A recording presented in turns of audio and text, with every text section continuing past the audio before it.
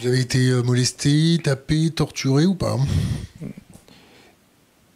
J'étais l'avocat du représentant du peuple. J'étais un Français, j'étais un avocat.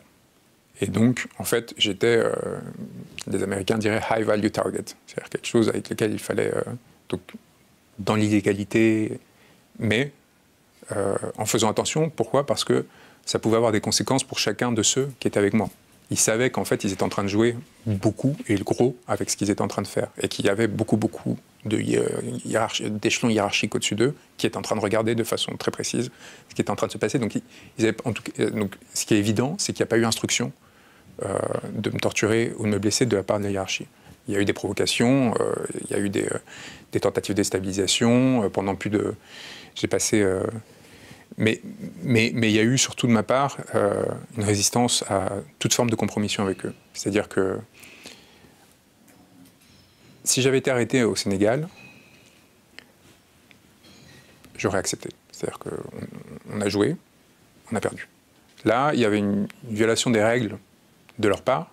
Et c'est là où, je suis désolé, est-ce que vous pensez vraiment que les autorités mauritaniennes auraient osé arrêter un avocat avec une certaine surface comme la mienne, français, franco-espagnol, sur leur territoire, le kidnapper, le cagouler et l'envoyer au Sénégal en dehors de toute procédure d'extradition, de tout cadre juridique, sans l'autorisation à minima ou sans l'instruction de l'Élysée. Ça, c'est une question qui n'a pas été traitée. Et ça a été très intéressant parce que, comme vous le savez, j'ai un rapport assez confrontationnel au pouvoir français du fait de ma représentation de beaucoup d'opposants, mais aussi du fait de la révélation d'un certain nombre d'informations ces dernières années sur leur fonctionnement et leur naissance. J'ai vu le traitement médiatique qui a suivi cette situation.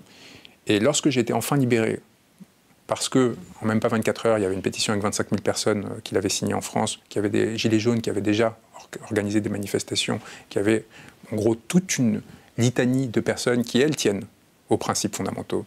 C'est-à-dire qu'à l'Élysée, on répondait à mes avocats, c'est pas notre problème. C'est pas de l'ordre, c'est pas du niveau de l'Élysée. Débrouillez-vous. Le chef d'État portugais, parce que mon père est portugais, le ministre des Affaires étrangères espagnol, eux, étaient en train d'harceler les Sénégalais pour leur dire « vous ne faites pas ça et vous ne touchez pas à cet homme ». Vous voyez la différence, alors que ma vie est faite en France, aux côtés du peuple français en grande partie ces dernières années avec beaucoup de sacrifices, on avait des autorités qui prétendaient. Est-ce que vous pensez un instant qu'ils n'étaient non seulement pas au courant, mais qu'ils n'étaient pas au surplus consentants par rapport à ce qui se passait? Et quand j'ai été libéré, vous savez ce à quoi j'ai eu droit? Le Monde, propriété Xavier Niel. Quel est l'article? Le titre de l'article qu'ils font? Au Sénégal, la libération de Juan Branco fait polémique. Fait polémique.